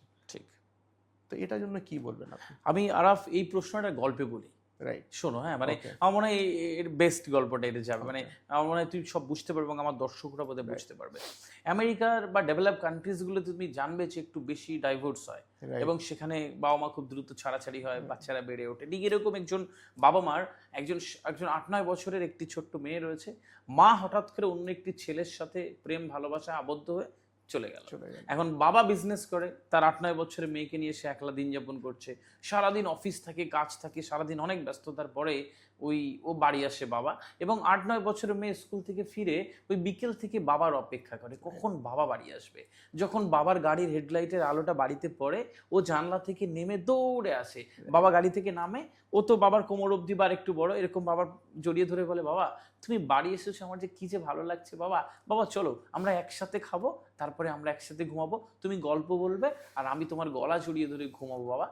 বাবা বলে চলো মা তাই করবো। একসাথে খায়, তারা শুতে যায়, মেয়ে গলা জড়িয়ে ধরে আর বলে বাবা একটা গল্প বলো, বাবা গল্প বলে ঘুমিয়ে যায়। এরকম একদিন 2 দিন 3 দিন যাচ্ছে, আবার একদিন সন্ধ্যেবেলা ও তো বসে থাকে জানলাতে, কখন বাবা আসবে, 1 মিনিট 2 মিনিট 3 মিনিট 1 ঘন্টা করে অপেক্ষা করে। যেই বাবার গাড়ির হেডলাইটের আলো পায়, ও দৌড়ে ছুটে আসে, আবার জড়িয়ে ধরে বলে বাবা চলো তো আমরা খাবো, তারপরে তোমার গলা জড়িয়ে ধরবো, তারপর তুমি গল্প করবে, আমি ঘুমাবো। বলছে চলো মা।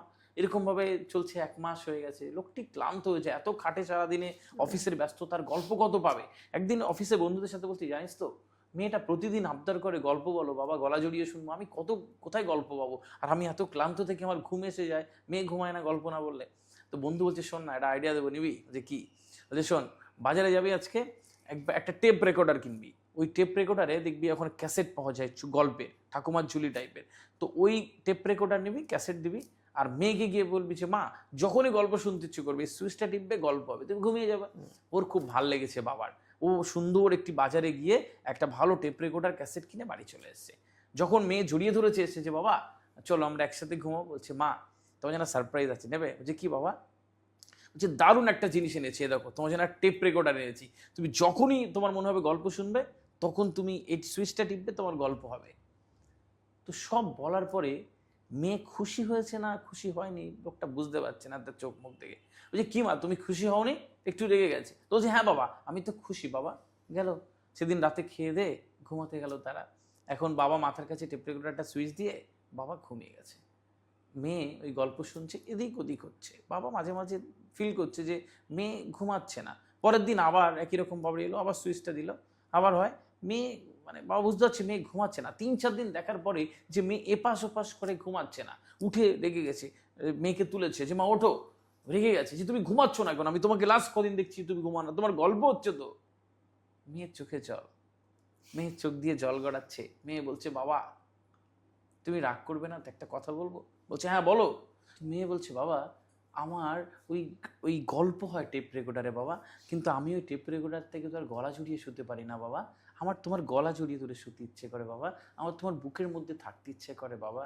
বলে মেয়ে হাউ হাউ করে কাঁদে, আর বাবাও মেয়েটাকে বুকের মধ্যে জড়িয়ে ধরে কাঁদে। অন্ধকার রাত, গভীর রাত, দেখো অন্ধকারের যন্ত্রণা কেমন হয়। আরাফ আমাদের বাবা মায়েরা আমাদেরকে কিরকম করে চায় তুমি চিন্তাও করতে পারবে না। একবার বা ছেলে মেয়েকে জড়িয়ে ধরলে তার সুষম বিকাশের ধারাটা অনেক গতি পায়। আমরা ভুলেই যাই বাবা মারা কখনো কখনো সন্তানকে একটু জড়িয়ে ধরতে, একটু সন্তানকে একটু কোলে নিতে, একটু চুমু খেতে, একটু আদর করতে। এগুলো সন্তানরা ভীষণভাবে চায়, এগুলো খালি চোখে দেখা যায় না। আমরা শুধু হয়তো বকে দিই, যাও এখান থেকে, কেন এরম করছো না, তো ওদেরকে করি। দেখো আমি একটি পার্কে ছিলাম এবং দেখলাম যে একটা ছোট্ট 7-8 বছরের মেয়ে তার বাবাকে বলছে বাবা চলো না আমার সাথে একটু স্লিপ করবে, স্লিপ খেলবে। তো সে যায়, বলছে যাও তো মা এখন তুমি খেলো, যাও, স্ক্রল করছে মোবাইল। আবার একটু যায়, বলছে বাবা তুমি আমার সাথে খেলবে, চলো বাবা চলো বাবা, হাত ধরে টানে, বলছে যাও যাও এখান থেকে যাও, পরে বাবা। তো আবার একটু যায়, তো আমি তাকে বললাম চলো মা তুমি আমার সাথে খেলবে। তো চারিদিকে দেখে টেকে হ্যাঁ আঙ্কেল চলো খেলি। তুমি ওর খুশিটা দেখলে তখন তুমি পাগল হয়ে যাবে যে একটা ছোট্ট মেয়ে জীবনে কি চাইবে ওই সময়, ওর খেলনাটাই ওর কাছে পৃথিবী, বা ওই টাইমে ওর সর্বোচ্চ আনন্দ ওটাই। তো আমরা মোবাইলে বুঁদ হয়ে হয়তো সন্তানকে খেয়াল করি না। বাবা মাদের উচিত তুমি যেটা বলছিলে যে আরেকটু কনসাস হওয়া তার সন্তানের জন্য, কারণ পৃথিবীতে এর চেয়ে দামি সম্পদ আপনার কাছে আর কিচ্ছু নেই। মানে ওই যে বলে না যে বাচ্চাদের যখন ফ্রম 3 ইয়ার্স, 3 বছর থেকে বা 2 বছর থেকে যে 5-6 বছরের টাইম আছে, বা ও 5-6 বছর থেকে বড় অবধি টাইম আছে, মানে সেই টাইমটা বাবা মাকে ডিভোট বাচ্চাদেরকে করতেই লাগবে। ঠিক ঠিক, মানে সেই জায়গাটা মানে হারিয়ে ফেলছে এখনকার প্যারেন্টসরা কোনো জায়গায়, আর সেটার রেজাল্টে আগে এগিয়ে গিয়ে ঠিক ঠিক বাচ্চাদের মধ্যে ডিফারেন্সিয়েট জিনিসটা তৈরি করছে হয়ে যাচ্ছে। ঠিক, তো ওটা অনেকটাই ইম্পর্টেন্ট এখন। আর স্যার আপনার দিক থেকে কোনটা আপনি ভাবেন যে বাবা মারা অনেক বড় ভুল করছে আজকাল লাইফে, বাচ্চাদের প্রতি, মানে কি দেখো, ভুল, মানে প্যারেন্টিং এ কি ভুল করছে? দেখো বাচ্চারা কপি করে, ভেরি সিম্পল। আচ্ছা। বাচ্চারা যা দেখে ওটা শেখে। আচ্ছা। আর বাচ্চাদের কাছে, ছোট ছেলে মেয়েদের কাছে তার বাবা মা প্রথম হিরো হিরোইন। Right. ওরা যা দেখে, যেরকম দেখে, ওরা মনে করে যে সবাই বোধহয় এরকম। রাইট। তো বাবাকে আরেকটু রেসপন্সিবল হতে হবে, মাকে আরেকটু রেসপন্সিবল হতে হবে। তুমি বলছো যে জেন জেড এত অধৈর্য কেন? বাচ্চারা এখন অধৈর্য, বায়না করে, তাদের বায়না নিতেই হবে। আরে এটা তো আমরা শেখাচ্ছি। এখন বাবা খেতে বসেছে মনে করো বাড়িতে, আমরা কিভাবে বাচ্চাদের অধৈর্য করছি দেখো। মানে বাবা খেতে বসেছে, মাকে বলছে যে, ওয়াইফকে বলেছে খাবার আনো, 2 মিনিট খাবার আনতে লেট হয়েছে। এখান থেকে চিৎকার শুরু, এই বাড়িতে থাকা যায় নাকি, খাবার বললে খাবার আসে না, এই খাবো না, ছেড়ে দাও, চিৎকার চেঁচামেচি করে দিয়েছে। আপনার 8 বছরের ছেলে দূরে দাঁড়িয়ে দেখছে সেটাই শিখছে। যে 2 মিনিট খাবার আসতে দেরি হলে এরম করতে হয়। মার কিচেনে রান্না করছে, এখন লবণ আনতে বলেছিল, হাজবেন্ডকে আনেনি, এখন চিৎকার চেঁচামেচি, এই লবণ আনো না, আমি বললে তোমার কিছু মনে থাকে না, সারা পৃথিবীর কথা মনে থাকে, এই সংসার করা যায় না বলে চিৎকার চেঁচামেচি। আপনার 12 বছরের মেয়ে ওই দূরে দাঁড়িয়ে দেখছে যে কিছু আনতে বললে না আনলে এরম করতে হয়। লোডশেডিং হয়ে গেছে, কার হাত Correct. রয়েছে? লোডশেডিং হয়েছে, মাথা খারাপ, এই সময় লোডশেডিং, কারেন্ট অফিসের, বিদ্যুৎ অফিসের এত টাকা বিল দিই, কেন এরকম হবে? চিৎকার চেঁচামেচি। আপনার 8-9 বছরের ছেলেটা দূর থেকে দেখছে যে কারেন্ট চলে গেলে এরকম করতে হয়, ও অধৈর্য হয়ে যাচ্ছে। কিন্তু সেটা ওর লাইফেও সেমই হয়ে দাঁড়াবে। একদম যখন সে বড় হবে, একদম সে তার মাইন্ডে সেই প্রিপারেশন থাকবে, একদম। সেও সেই রকমই জিনিসটাকে নিয়ে আর সেইটাই ঘর করে নেবে ওর মাথায়, একদম। আর ভালো জিনিস আর ঢুকবে না। ঢুকবে না। তো বাবা মাকে রেসপন্সিবল হতে হবে, সন্তানের সাথে এত রিয়াক্ট করতে নেই। Right. তাদের যদি আপনি ধৈর্যশীল চান, Right. তাহলে আগে নিজে ধৈর্যশীল হন। যে সন্তান দেখে তার বাবা বাড়িতে বই পড়ছে, মা বই পড়ছে, সে মোবাইল জীবনেও চাইবে না। সে একটা বই খুঁজবে, একটু বই খুঁজবে। Correct. পড়তে পারবে না, বড় মোটা বই উল্টো ধরবে, ও এরকম করবে, তাই না? তো বাবা মাকে বুঝতে হবে যে সন্তানের সামনে আমি সারাক্ষণ স্ক্রল করছি, ও দেখছে মা স্ক্রল করছে মোবাইল, ও তো ও দেখবে, ফাইন, ভেরি সিম্পল। তো বাবা মাকে রেসপন্সিবল হতে হবে, দেন সন্তান আস্তে আস্তে ওইদিকে যাবে। আর এই কথা, আর একটা কথা মনে পড়লো স্যার, যেটা আমার মনে হয় আমাদের ডিসকাশন খুবই দরকার, আর আমি চাই সেটা আমাদের দর্শকদের পৌঁছক, কেন সেটা one of the very important discussion. অনেক ডিভোর্স হচ্ছে এখন কম্পেয়ার টু প্রিভিয়াস জেনারেশন। এখন ডিভোর্স রেটটা অনেক বেড়ে গেছে সার্ভেতে এলো এখন। যে কেউ কারণে হতেই পারে, ও কারণে আমরা যাচ্ছি না, ওটা আমাদের টপিক না, কিন্তু এটা অ্যাফেক্ট করছে বাচ্চাদের খুব Sure, খুব ভীষণভাবে। মানে বাচ্চাদের লাইফ নষ্ট হচ্ছে, সেটা বাবা মা বুঝছে না ঠিক। বা বোঝার চেষ্টা করছে না। আর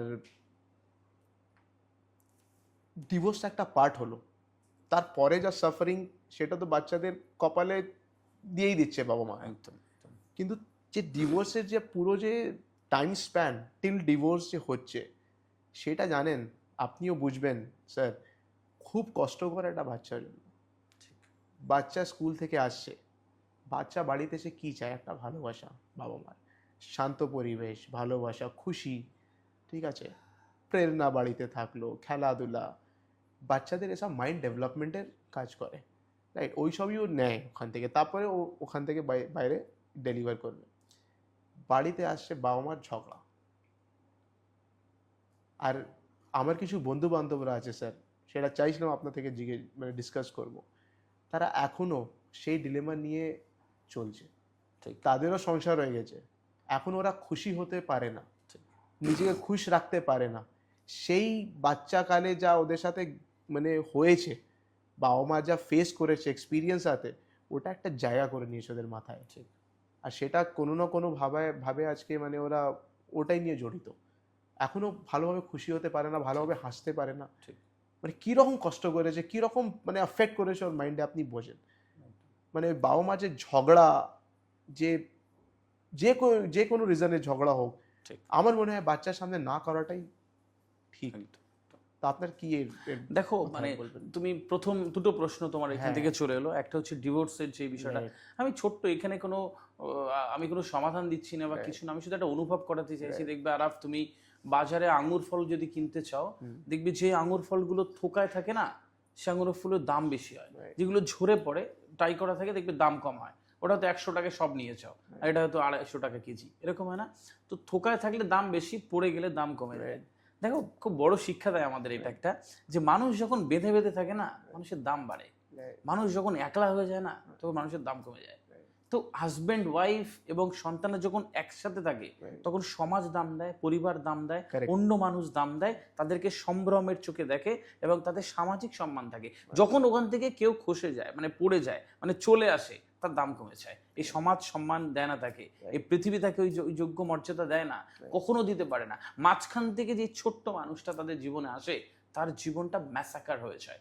এই যন্ত্রণা কেউ কখনো অনুভবই করতে পারবে না যে এই সন্তানের উপরে কি যাচ্ছে।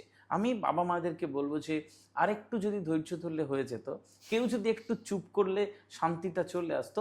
বরাবর হওয়ার জন্য তো এরকম নয়, মানে তোমার কথা বলি আর কি, তুমি মানে এগুলো অনেক সুন্দর বলো কি, ওই হারকার জিতনে ওয়ালা গো বাজিগার कहते हैं, তাই না?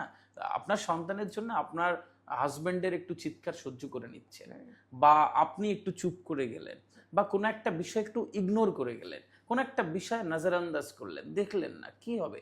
দিনের শেষে দেখবেন বাকিটা ঠিক হয়ে যাচ্ছে। আমরা এত অধৈর্য একটা প্রজন্ম এবং তার মধ্যে রয়েছি যে এগুলো আস্তে আস্তে হয়ে যাচ্ছে। সুতরাং এখান থেকে যদি একটু আমরা ধৈর্য ধরি, যদি ভাবি যে মানুষ দাম দেবে, তাহলে থোকায় থাকতে হবে এবং এই জায়গাগুলো থেকে বেরিয়ে আসতে হবে।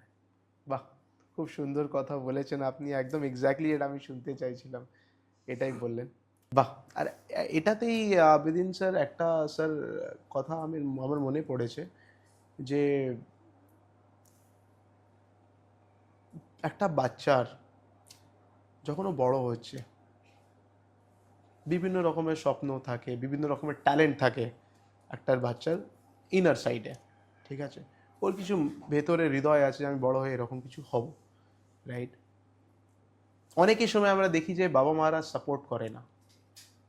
বাবা মা চায় যে না তুই ইঞ্জিনিয়ার হোক, না তুই ডক্টর হবি, না এটা আমরা করতে দেবো না, ওটা করতে দেবো না। বাট আলটিমেটলি কি দেখি, অনেক ক্ষেত্রে ঠিক আছে করে নেয়, চলে যায়, কিন্তু ম্যাক্সিমাম টাইম যেটা ইটস আ সার্ভে, সেই বাচ্চাটা when he is adult in his life, he is not successful, he is just as an average person. দেখো, প্রথম বিষয় হচ্ছে যে ভারতীয় উপমহাদেশের বাবা মায়েরা তাদের প্রথম জীবনে, মানে তাদের জীবনে যেটা হতে পারেনি সেটা সন্তানের করার জন্য মাথা খারাপ করে দেয়। Right. আমি ডাক্তার হতে পারিনি, তুই হবি। Right. আমার আইপিএস অফিসার হওয়ার হয়নি, তুই হবি। Right. আমার বিজনেসম্যান হওয়ার কথা ছিল, হয়নি, তুই আমার বিজনেস দেখবি। Right. মানে এরকম করে না সন্তানের ভেতরের যে সুপ্ত প্রতিভাটাকে নষ্ট করে দেয়। এখন দেখো যে যেই ছেলেটা রক্ত দেখলে ভয় পায়, সে ডাক্তার হবে কি করে? Right. যে বাসে উঠলে বমি পায়, সে ট্রাভেল ব্লগার হয়ে সারা পৃথিবী ঘুরবে কি করে? Right. বুঝতে হবে বিষয়গুলো। যার ম্যাথ ভালো লাগে না, সে কি করে এন্ট্রান্স এক্সাম গুলো দেবে? Correct. হ্যাঁ, যার মনে করো যে দৌড়তে পারে না, সে কি করে সেনা আর্মি হবে? তো যার যেদিকে ইন্টারেস্ট, তার সেই দিকে জায়গা দিতে হবে, তাহলে একটি সন্তান বা একটি শিক্ষার্থী সে জীবনে সফলতার পথে যাবে। আমাদের ইন্টারেস্টকে বুঝতে হবে, সন্তানের ভালো লাগার জায়গাগুলোকে বুঝতে হবে এবং তাকে সঠিক পথ দেখাতে হবে। বড় হওয়ার পরে সন্তান যেটা চায়, শিক্ষার্থী যেটা চায়, সেটা যদি সুন্দর হয়, সৎ হয় এবং তার অকাদ অনুযায়ী আপনি বুঝতে পারেন, তাহলে তাকে বাধা দেবেন না। মানে সেই কথায় বলা হয়েছে না, যদি যার যে ইচ্ছে, যার ইন্টারেস্ট লেভেল, যদি ওই পথে যদি কেউ কাজ করে, তাহলে কোনোদিন কাজ আর মনে হয় না। একদমই একদম। আর এই কথা, আরেকটা কথা হলো যে যদি সচিন তেন্ডুলকারের বাবা ওকে সিঙ্গার বানাতে চাইতো, তাহলে তো সম্ভব হতো না, বুঝতে হবে। আর লতা মঙ্গেশকরকে যদি বলতো তুই ক্রিকেট খেল, একদম একদম, রেজাল্ট আমাদের সামনে আছে। স্যার, আমরা অনেক কথাবার্তা করলাম, অনেক মানে আউট অফ দ্য বক্স গিয়ে কথা বললাম, এমন একটা কথা বললাম যেটা আমার আর আপনার হৃদয়ে টাচ করে গেল। মোটামুটি সবটাই ম্যাক্সিমাম পয়েন্টস টাচ করেছি আমরা, আর খুব সুন্দর কথাবার্তা আপনার সাথে হয়েছে। Thank you. এবার আমরা কুইক যাব র্যাপিড ফায়ার রাউন্ডে, sure, ঠিক আছে? Sure. মানে একটা উত্তর একটা আনসার, এটা কোয়েশ্চেন আর আনসার রাউন্ড আছে আমাদের, র্যাপিড ফায়ার রাউন্ড। ঠিক ঠিক। তো আইল start. Sure. One book every student should read. এটা অনেক, একটা বুক আমি স্পেসিফিক্যালি বলা আমার পক্ষে খুব কঠিন আর কি। তারপরেও আমার মনে হয় যদি পড়তে হয় তাহলে অনেক বই রয়েছে, অনেক কিছু রয়েছে, কিন্তু দু একটা যেটা অনেক একটা, ইম্পর্টেন্ট। যেমন আমি বলবো যে শিবখের একটা বই আছে, ইউ ক্যান উইন, মানে পড়তে পারে এবং সেখানে সুন্দর করে জীবনের প্রেজেন্টেশনস গুলো লেখা রয়েছে। ফাইন। আরো এই বইটা আপাতত পড়ুক। আরো কিছু বুকস আছে, যেই বুকসগুলো একটা লিস্ট আছে আমার, কারণ কি আমার প্রচুর কমেন্টস আছে যে কিছু বইয়ের নাম বলুন, তোমার কমেন্টে যারা আসবে আমি একটা লিঙ্ক পড়ে দেবো, তুমি বইয়ের লিস্টে দিয়ে দেবে। ডান। আচ্ছা, one habit that changed your life. আমি আমার সকালটাকে ব্যবহার করে আমি আমার মানে দিনটাকে বড় করে নিয়েছি। কারণ আমি 7টায় উঠতাম, সেটা আমি 5টায় উঠি। তাহলে 7টায় উঠি আর 5 2 ঘন্টা, যদি 2 ঘন্টা তুমি প্রতি মাসে আগে ওঠো, তাহলে তাহলে 60 ঘন্টা, বছরে একটা মাস, তার মানে আমার আমার বছর হয় 13 মাসে। আচ্ছা, one mistake student should avoid at all cost, এখন একটা মিস্টেক যেটা না করা ঠিক। এখন আমার মনে হয় কি এই মুহূর্তে স্টুডেন্টদের যেই মিস্টেকটা না করা উচিত, আমার মনে হয় কি তারা মানে আফটার এইচএস বিশেষ করে যে কোনো একটা কিছু নিয়ে কলেজে বা একটা কোর্সে ভর্তি হয়ে গিয়ে পড়াশোনা না করুক, তারা ক্যারিয়ার কাউন্সিলিং করুক এবং সেই কাউন্সিলিংয়ে তাদেরকে ইন্টারেস্ট এরিয়া সেই অনুযায়ী কোর্স চুজ করুক, Right. তারপরে ভর্তি হোক। সবাই জিতে যাচ্ছে। আমার কাছে 4000 কোর্স আছে আফটার এইচএস, এবং এই 4000 কোর্সের কোথায় পড়বে, কি পড়বে, কেন পড়বে, স্কলারশিপের টাকা কোথায় পাবে, এই সব কিছু তো আমি হেল্প করে দিতে পারি। তোমার যদি কখনো তোমার থ্রুতে কোনো স্টুডেন্টের হেল্প লাগে, আমি তোমাকে এগুলো পাঠিয়ে দেবো, তুমি তাদেরকে শেয়ার করে দেবে। আচ্ছা, ড্রিমস অর ডিসিপ্লিন, কোনটা বেশি ইম্পর্টেন্ট? হ্যাঁ, দুটোই ইম্পর্টেন্ট। আগে মানে তোমাকে স্বপ্নবাজ হতে হবে, তারপরে ডিসিপ্লিন চলে আসে। তুমি Right. যখনই স্বপ্নবাজ হবে একে অপরের পরিপূরক, তারপরে ডিসিপ্লিন তোমার এমনি এমনি চলে আসবে। তুমি দেখবে যে ধীরে ধীরে ধীরে ধীরে তোমার ডিসিপ্লিনটাই তোমার স্বপ্ন পূরণ করে দিচ্ছে। প্রথম স্বপ্ন দেখেছিলে, তারপর ডিসিপ্লিনে তুমি এলে, ওই ডিসিপ্লিন তোমার ওই স্বপ্নকে পূরণ করে দিচ্ছে। কারেক্ট, না ডিসিপ্লিন না হলে স্বপ্ন হবেই না। একদম। একটা অ্যাডভাইস যেটা আপনি প্যারেন্টসদেরকে দিতে চাইবেন একটা সেন্টেন্সে। প্যারেন্টসদেরকে বলবো যে পৃথিবীর সবচেয়ে বড় সম্পদ আপনার সন্তানরা। আপনার এই সম্পদকে আগলে রাখুন, কারণ এদের জন্যই আপনি বেঁচে আছেন, হয়তো অনুভব করেন না। এদের জন্যেই আপনার ভালো থাকা মন্দ থাকা। যদি আপনি একা মানুষ হতেন, সারাদিনে এত খাটছেন কেন, এত লাখ লাখ টাকা রোজগার করছেন কেন? একটা মানুষের খেতে কয় টাকা লাগে সারাদিনে? 200 টাকা। তাহলে 200 টাকা রোজগার করলে হতো, এত করছেন কেন? সন্তানের জন্য, পরিবারের জন্য। তাহলে এই সম্পদকে আগলে রাখুন, তাদের প্রতিভাকে চিনুন, তাদেরকে স্বাধীনতা দিন, তাদেরকে ইনস্ট্রাকশন দিন, গাইড রাখুন, আর পৃথিবীর সেরা মানুষ করে তুলুন। স্যার, আমরা এবার ক্লোজিং এ যাচ্ছি, ঠিক আছে? একটা মেসেজ আমাদের যা স্টুডেন্টসরা, বিশেষ করে স্টুডেন্টসরা যারা শুনছে, ছাত্রছাত্রীরা শুনছে, একটা প্রপার মেসেজ ছোটতে মানে কি এক্স্যাক্টলি দিতে চাইবেন আপনি? আমি সবাইকে বলবো যে পড়াশোনা করো, পড়াশোনার সাথে স্কিলড হও, অর্থাৎ দক্ষ হও। শুধু পড়াশোনা করে জীবনে জয় আসবে না, ভালো মানুষ হবে। আর স্কিলড হলে, তার সাথে স্কিলড হলে ভালো চাকরি, ব্যবসা, এন্টারপ্রেনার বা উদ্যোক্তা হবে, যা কিছু করতে পারবে। এটা করো। আর একটা হচ্ছে যে বাবা মাকে রেসপেক্ট করো, বাবা মাকে সম্মান করো। বাবা মা সোনার খনি। এই বাবা মাকে কিভাবে তুমি রেসপেক্ট করবে, কিভাবে বাবা মার দোয়ার সিদ্ধান্ত দেবে, এটা নিয়ে নাও। এই দুয়ের কম্বিনেশনের সাথে পরিশ্রম হলে একটা মানুষ শ্রেষ্ঠত্ব অর্জন করে। স্যার, একটা মেসেজ প্যারেন্টসের জন্য সেই টাইমে যখন ওনাদের বাচ্চারা স্ট্রাগল করছে, প্রবলেমে আছে, পড়া করতে পারছে না, মানে এক্স্যাক্টলি কি প্রবলেম হচ্ছে সেটা অনেক কমই প্যারেন্টসরা বোঝার চেষ্টা করে।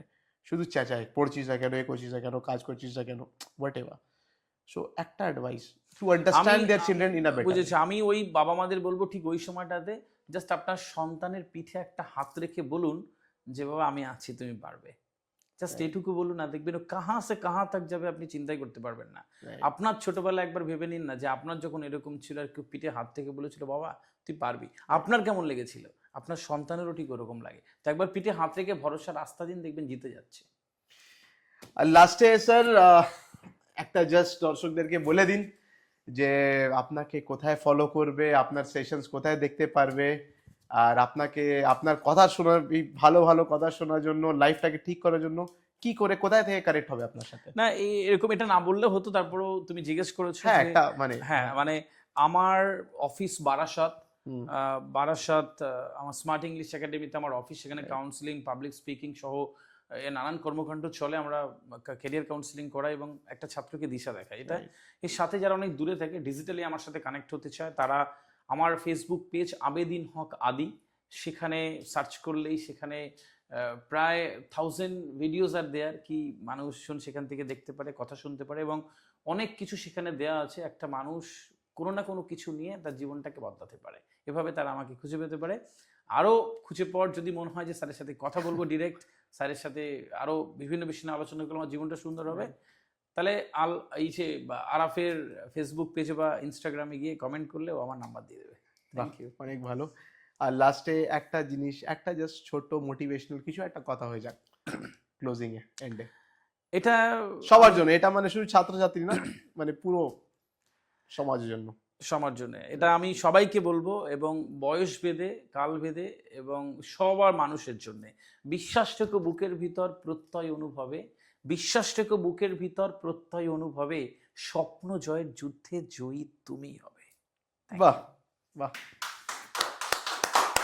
সো উইথ দিস আমি এই আমার শোটা ক্লোজ করতে চাইবো, রাইট? অ্যান্ড অনেক অনেক ধন্যবাদ টু এভরিবডি, লাইক যারা আপনারা এটা দেখলেন। আর হোপফুলি যত সুন্দর কথাবার্তা আমাদের হয়েছে সেটা নিশ্চয়ই আপনাদেরও হৃদয় টাচ করবেই। আর আপনারাও কিছু ভালো পজিটিভ আর কিছু কাজে জিনিস শিখতে পারবেন এখান থেকে। আর আগের মানে নিজের যদি আপনারা প্যারেন্টস আছেন তো কীভাবে বাচ্চাদেরকে, নিজের সন্তানকে মানে গাইড করবেন, বা আপনি ছাত্র আছেন কিভাবে নিজের লাইফটাকে এগিয়ে নিয়ে যাবেন, and if you are in corporate, like how you are dealing with your corporate life. So hopefully আপনাদের সব জায়গায় কিছু না কিছু একটু কাজ দেবেই। আর অসংখ্য ধন্যবাদ এটা দেখার জন্য, and thank you so very much. Keep watching Adda with Araf on Facebook, on Instagram, on YouTube. আমি লিঙ্ক শেয়ার করে দেবো। আর অনেক অনেক ধন্যবাদ, thank you so very much. Next এপিসোডে দেখা করছি, থ্যাংক ইউ।